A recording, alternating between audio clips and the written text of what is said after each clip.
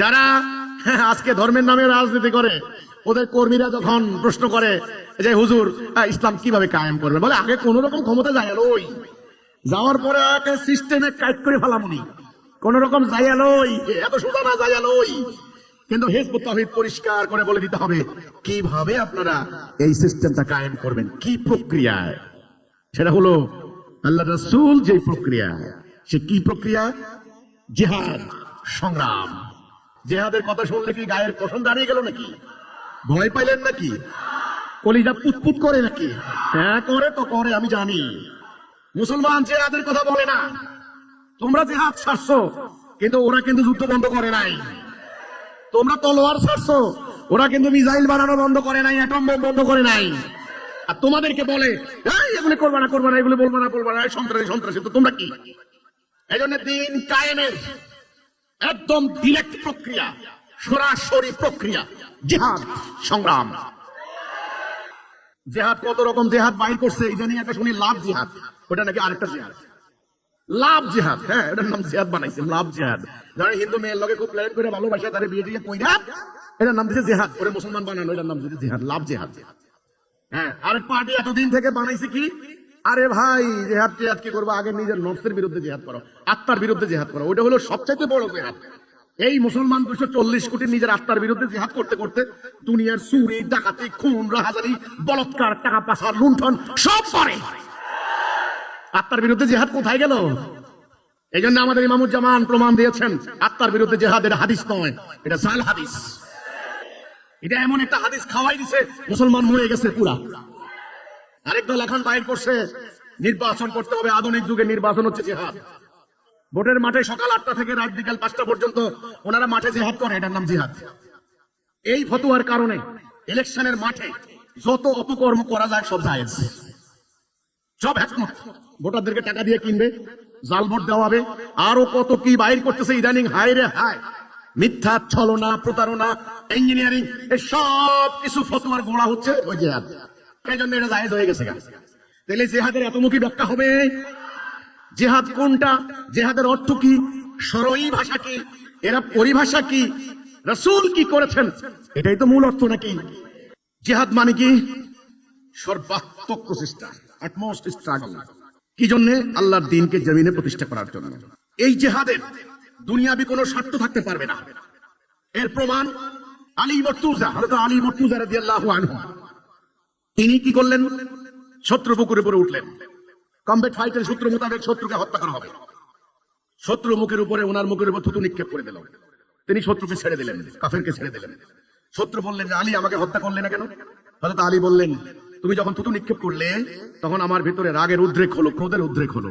আমি ভাবলাম এখন যদি আমি তোমাকে হত্যা করি, আল্লাহ বলবেন আলী তার নিজের নফসের জন্য শত্রুকে হত্যা করেছে। শুনে রাখো, আমরা লড়াই করি একমাত্র আল্লাহর জন্য, আমাদের শত্রুতা আল্লাহর জন্য, বন্ধুত্ব আল্লাহর জন্য।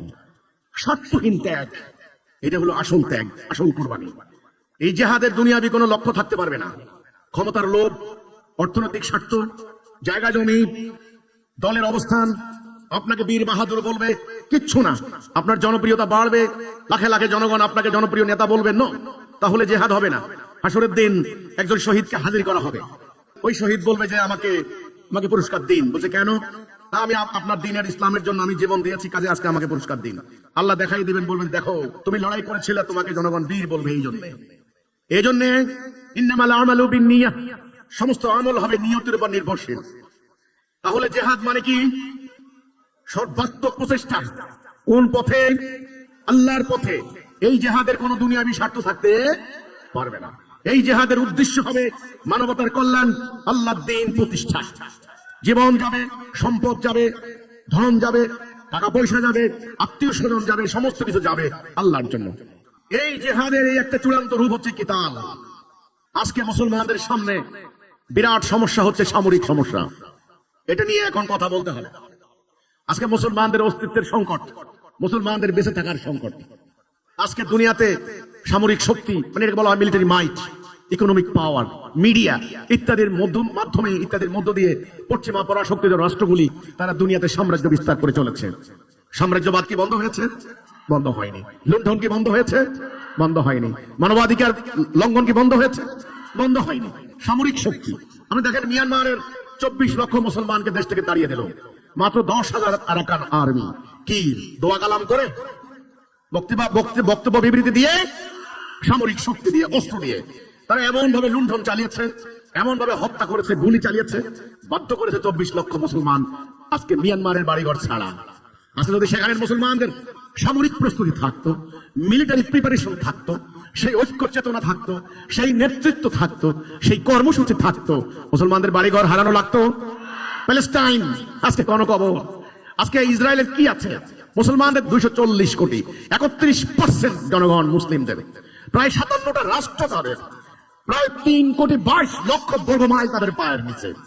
কেউ দেখেন পুরো মধ্যপ্রাচ্য আজকে নত জানো ইসরায়েলের সামরিক শক্তি, তাদের স্ট্র্যাটেজি, তাদের প্রযুক্তি, তাদের টেকনোলজির সামনে আজকে মুসলমান পরাজিত, অসহায়। এটাই আল্লাহ কোরআনে বলেছেন। এই জন্য আমরা চাই জনগণকে আল্লাহর দেওয়া তাওহীদের উপরে ঐক্যবদ্ধ করে জনগণ সিদ্ধান্ত নেবে যে আমরা চলমান বিদ্যমান এই ব্যবস্থা মানি না। এর আগে জনগণকে বুঝতে হবে, জনগণ যদি পূর্ববর্তী ওই যে আমাদের বাপদাদা যেমনি গেছে এমনি যাবো, ওই সূত্রে যদি ওরা থাকে যে আমরা আগের যে গণতান্ত্রিক তথাকথিত সিস্টেম, সুদভিত্তিক অর্থনীতি, আপনার হলো ধাপ্পাবাজের রাজনীতি, আমরা এটাই করব, তাহলে এই জনগণের মধ্যে আপনি ইসলাম প্রতিষ্ঠা করে আপনি টিকতে পারবেন না। এই জন্য জনমত গঠন অপরিহার্য। জনগণকে এই কথাটা বুঝাইতে হবে যে আমরা দিন প্রতিষ্ঠা চাই, চলমান প্রক্রিয়ায় দিন প্রতিষ্ঠা করা সম্ভব হবে না। তোমরা আগে ভালো করে বুঝো দিন কি, দিনের আকীদা কি, দিনের কনসেপ্ট কি, এটা ভালো করে বুঝো, তারপরে তোমরা ঐক্যবদ্ধ হয়ে সংগ্রাম করে দিনটা প্রতিষ্ঠা করবে। তাহলে আমরা প্রথমে বলবো কি চাই? আল্লাহর বিধান। কেন চাই? শান্তি কায়েমের জন্য। কিভাবে চাই? জিহাদ, সংগ্রামের মাধ্যমে। এখন এই সংগ্রাম জিহাদ মানে কি? আপ্রাণ চেষ্টা, জান মাল দিয়ে। এখানে কোনো স্বার্থ নাই। বর্তমানে দেখবেন রাজনীতির পিছনে একটা স্বার্থ আছে না? যারা পিছনে মিছিল করে তারাও জানে আমি 500 টাকা পাবো, আর যারা মিছিল করায় তারা জানে ক্ষমতায় যাবো। স্বার্থ। জিহাদের কোনো স্বার্থ থাকতে পারবে না। আপনার জান এবং মাল দিয়ে দিতে হবে। সূরা তাওবার 111 নম্বর আয়াত। আল্লাহ মুমিনদের জান মাল কিনে নিয়েছেন, জান্নাত দেবেন। কাজেই আল্লাহকে দিতে হবে, বিক্রি করে দিতে হবে। বায়ুন কথাটার অর্থ হচ্ছে বিক্রি করে দেওয়া। বিক্রি করে দেওয়া মানে আপনার জান মাল দিয়ে দিতে হবে। দিয়ে লড়াই করলে তখন আল্লাহ সাহায্য আসবে। এটাই হলো জিহাদ। ওই নির্বাচনের নামে জিহাদ ওটা নয়, ওই আত্মার বিরুদ্ধে জিহাদ ওটা নয়, ওই যে ওখানে চালাইছে ইন্ডিয়া লাভ জিহাদ ওগুলা নয়। জিহাদ হচ্ছে আল্লাহর জমিনে আল্লাহর দ্বীনকে প্রতিষ্ঠা করার জন্য নিজের জান মাল উৎসর্গ করে দিয়ে আপ্রাণ লড়াই, আপ্রাণ প্রচেষ্টা, এবং এটা হবে আপোষহীন। শিরিক কুফরের সঙ্গে কোনো আপোষ করা যাবে না, হিকমতের নামে শিরিক করা যাবে না, অন্যায় করা যাবে না।